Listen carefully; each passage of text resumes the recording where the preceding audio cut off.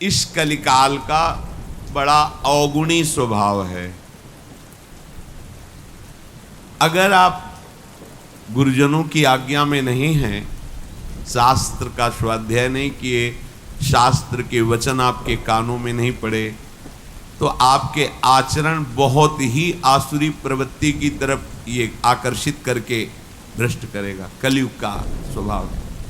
इसमें प्रिय वस्तु होती है व्यभिचार, इसके स्वभाव का प्रिय वस्तु होती है नशा करना, भांग, शराब, ड्रग्स आदि जो भी नशा करना, व्यभिचार करना और जुआ खेलना। कई तरह से जुआ खेलना होता है। दूसरों के धन का अपहरण करना और दूसरों को दुख पहुंचाना, हिंसा करना, ये इसका स्वभाव है। इसका स्वभाव है। जैसे कालिया नाग ने भगवान से कहा था कि प्रभु मुझे दोष मत देना कि मैंने आप पर प्रहार किया, क्योंकि मेरा स्वभाव आपने ही बनाया है। बहुत वर्षों के बाद भी बदला लेने का स्वभाव मेरा होता है और वो आपके द्वारा ही रचा गया है। इसलिए आप नाराज मत होना कि मैंने आपको बांधा अपने नागपाश में, आप पर प्रहार किया। तो ये कलयुग का स्वभाव है। अगर आप भगवद आश्रित नहीं हैं तो शराब पीना आपको बुरा नहीं लगेगा। देखो, सब कोई जानता है। जब हम यहां से बोलते हैं तो कोई कह सकता है कि ये निषेध क्यों कर रहे हैं, लेकिन आप अपने हृदय में बैठ करके थोड़ा विचार कीजिए, क्या ये आपका स्वास्थ्य बढ़ा देगा?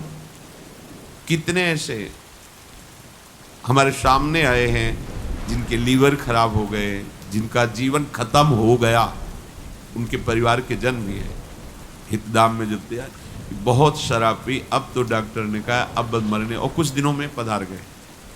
देखो, क्या आपका स्वास्थ्य इसमें अच्छा रहेगा? नहीं। क्या आपको समाज में से सम्मान मिलेगा? नहीं। नालियों में इधर उधर बेहोश होकर के गिर पड़ते हैं, शरीर की सामर्थ्य नहीं रहती। तो इससे क्या परमार्थ बनता है? नहीं। इससे क्या धन की प्राप्ति होती? नहीं। जब कोई भी लाभ नहीं मिलता, केवल प्रमाद और केवल हानि है, तो आप सोचो आप ठगे जा रहे हो कि नहीं ठगे जा रहे हो।